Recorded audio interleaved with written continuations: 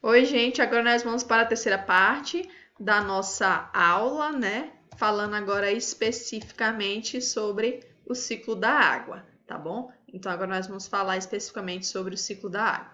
Então, o ciclo da água, ele também é chamado de ciclo hidrológico, tá bom? Esse ciclo da água, ele se refere ao movimento contínuo que a água faz entre o meio ambiente e os organismos vivos dentro de um ecossistema, passando aí pela atmosfera, pela hidrosfera, pela litosfera, pela biosfera, que são os organismos vivos, tá bom? No ciclo da água ocorrem diferentes mudanças de estado físico da água, tá? Então a gente vai ver durante o ciclo da água que vão ocorrer várias mudanças de estado físico, que é o que vai garantir a movimentação da água pelo ambiente e pelos seres vivos, tá bom? Esse ciclo ele vai depender diretamente da energia fornecida pelo Sol, como a gente vai ver, certo? E ele é o mais importante ciclo biogeoquímico do nosso planeta, já que a água é uma substância que é essencial para todos nós seres vivos, tá bom? Então, ele é extremamente importante para que esse recurso natural, que é a água, esteja constantemente no nosso ambiente. Aqui nós vamos ver, vou explicar aqui para vocês nessa figurinha como é que ocorre o ciclo da água, tá bom? Então nós vamos começar aqui pelo Sol, tá? Nós temos aqui o Sol, ele fornece a energia, o calor para o nosso planeta. Esse calor, essa energia, vai aquecer as águas superficiais dos oceanos, dos rios e dos lagos e etc, tá bom? Essa água que está aqui essas águas superficiais, elas, após serem aquecidas pelo calor do Sol, elas vão sofrer uma mudança de estado físico, vão passar do estado líquido para o estado de vapor d'água gasoso por um processo chamado de evaporação. Como a gente já viu lá, né? A evaporação é um dos tipos de vaporização, é um processo lento em que a água passa do estado líquido para o estado gasoso, para a forma de vapor d'água, tá bom? Então, o Sol vai aquecer essas coleções de águas superficiais, aquecendo elas vão passar do estado líquido para o estado gasoso por um processo chamado de evaporação, tá bom? A água, depois de passar para o estado gasoso, né, na forma de vapor d'água, ela vai subir, porque, como vocês sabem, ar quente sobe, ar frio desce, tá bom? Então, como é mais quente, o vapor d'água ele vai ter a tendência a subir para as camadas mais elevadas da atmosfera. Subindo para essas camadas mais elevadas da atmosfera, onde a temperatura é mais baixa, chegando lá ela vai ser resfriada. Então, o vapor d'água vai ser resfriado com uma temperatura mais baixa, tá? Sendo resfriada, ela vai perder calor para o meio, voltando para o estado líquido. Então, o vapor d'água ele vai voltar para o estado líquido por um processo chamado de condensação, tá bom? Então, a água que evaporou vai chegar nas camadas mais elevadas da atmosfera, vai ser resfriada e sofrer condensação, voltando para o estado líquido. Ah, tia, quer dizer que depois imediatamente forma a chuva? Não, na verdade não. Na verdade, depois que a água sobe, chega lá nas camadas mais elevadas da atmosfera, onde as temperaturas são mais frias, certo? Formam-se gotículas tão pequenas, mas tão pequenas de água na forma líquida, que elas são até mais leves do que o próprio ar. E essas gotículas elas vão se juntando, certo? Formando o que a gente chama de nuvens, tá bom? As nuvens nada mais são do que gotículas, pequenas gotículas de água, certo? Na forma líquida, suspensas no ar, porque são mais leves do que o próprio ar, tá bom? Essas gotículas vão se juntando, até chegar a um ponto que elas vão se tornar bem pesadas, bem mais pesadas do que o próprio ar. E aí elas não vão mais conseguir ficar suspensas no ar, e aí vai ocorrer o que nós chamamos de precipitação, que é a chuva, tá aqui, ó, precipitação, tá? Essa precipitação pode ocorrer na forma de chuva, na forma de cristais cristais de gelo, né, que é a neve, e na forma de pedrinhas de gelo, que nada mais é do que o granizo, tá bom?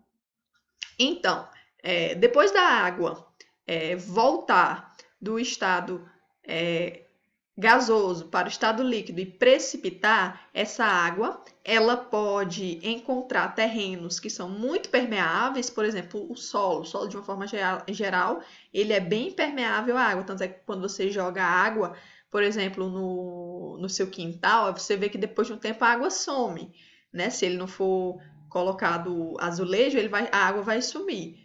Ela some para onde, tia? Na verdade, ela está infiltrando no solo, tá bom? Então, os solos, como são permeáveis, essa água da chuva, ela vai sofrer um processo chamado de infiltração. Infiltração, o que é a infiltração? Essa água vai infiltrar através do solo até chegar nos lençóis subterrâneos ou nas chamadas águas subterrâneas. São verdadeiros rios que existem debaixo do nosso solo e que a gente, às vezes, nem se lembra, tá? Além disso, através da chuva também a água vai retornar para os rios, para os lagos e para os oceanos, de onde elas saíram. Detalhe, além da evaporação da água dessas coleções superficiais, que são os rios, lagos, oceanos e etc., nós também temos a evaporação da água através dos organismos vivos. Essa evaporação, na verdade, é a nossa transpiração. Então, nós seres vivos, né, nós consumimos a água, bebemos a água e ela retorna para o ambiente através da transpiração, tá? Tia, todos os seres vivos transpiram? A maioria os seres vivos de uma forma geral transpiram, inclusive, por exemplo, as plantas, tá? As plantas também transpiram, então elas também vão contribuir, portanto, para o ciclo da água, tá bom? Então, vamos aqui recapitular, voltar aqui e entender o passo a passo do ciclo da água.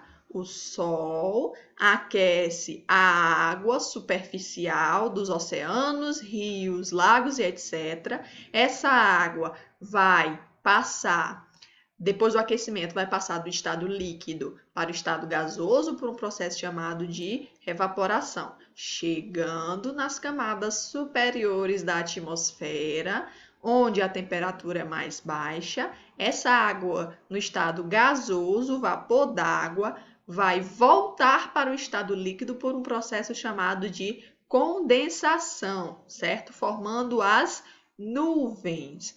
Essas nuvens, após se tornarem muito pesadas, precipitam, certo? Precipitam. E essa água retorna para os lagos, rios e oceanos e também ela pode infiltrar para as coleções de águas subterrâneas, os lençóis freáticos, certo? Além disso, os seres vivos também vão contribuir para o ciclo da água por um processo chamado de transpiração, certo? Tanto plantas quanto animais. O calor do sol vai aquecer o corpo desses seres vivos e a água vai passar do estado líquido para o estado gasoso, subir, ajudar a formação das nuvens, vai precipitar e voltar. Então, se vocês observarem, isso realmente é um ciclo. A água sai da nossa crosta terrestre, vai para a atmosfera e volta, certo? Na forma de um, portanto, ciclo, tá bom?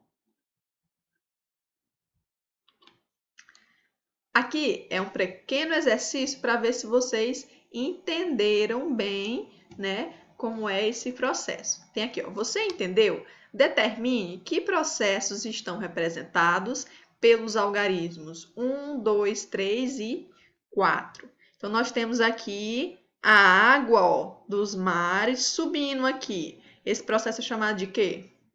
Quem é que lembra? É a evaporação. Então, essa água passando do estado líquido para o estado gasoso e subindo é a evaporação, tá bom? Aqui, o 2, onde a água, na forma de vapor d'água, se transforma em água líquida, formando as nuvens. Esse processo é chamado de condensação, certo? Para quem respondeu aí condensação, tá certo, beleza? Aí essa água, aliás, essas nuvens, depois de se tornarem pesadas, elas fazem o quê? Precipitação. Então, formam-se as chuvas e elas retornam para a crosta terrestre. Parte dessa água pode se ser levada para os lençóis freáticos, né, para as águas subterrâneas. Esse processo é chamado de quê?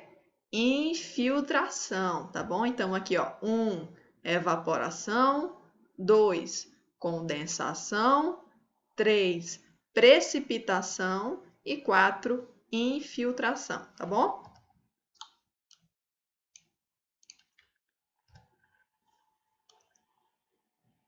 Pois bem, aí eu coloquei aqui um pequeno texto para destacar a importância do ciclo da água, tá bom?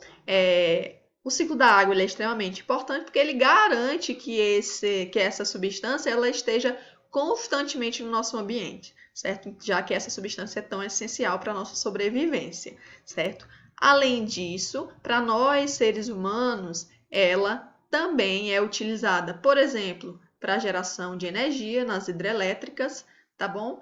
Para o desenvolvimento da agricultura e da agropecuária. Além disso, é utilizado em diferentes atividades industriais e também nas nossas tarefas do dia a dia, como, por exemplo, lavar louça, lavar roupa, tomar banho e etc.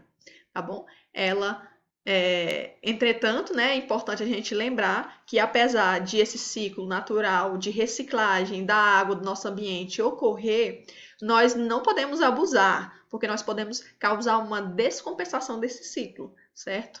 Então, o ciclo da água por si só não garante que ela não possa faltar. Então, se a gente não souber usar, a gente pode descompensar esse ciclo natural de reciclagem desse elemento essencial e ela pode faltar, tá bom? Então, isso ocorre pelo fato de que o ciclo da água ele é muito complexo e pode ser afetado por diversos fatores, como o vento, certo? Fazendo que, como por exemplo, a água que evaporou em um determinado local, as nuvens formadas sejam levadas para outros lugares mais distantes. E aí, por exemplo, modificando os regimes de chuva. Então, é importante lembrar que ele é muito complexo e, portanto, a gente deve preservar ao máximo essa substância que é tão essencial. Tá bom? Gente, aqui a gente finaliza o ciclo da água. Se você não conseguiu compreender muito bem, você pode voltar o vídeo e tirar as dúvidas aqui pelo app, pela plataforma Plural, através do WhatsApp, tá bom? A nossa próxima videoaula vai ser sobre o ciclo do carbono. Eu te aguardo lá. Beijos, tchau!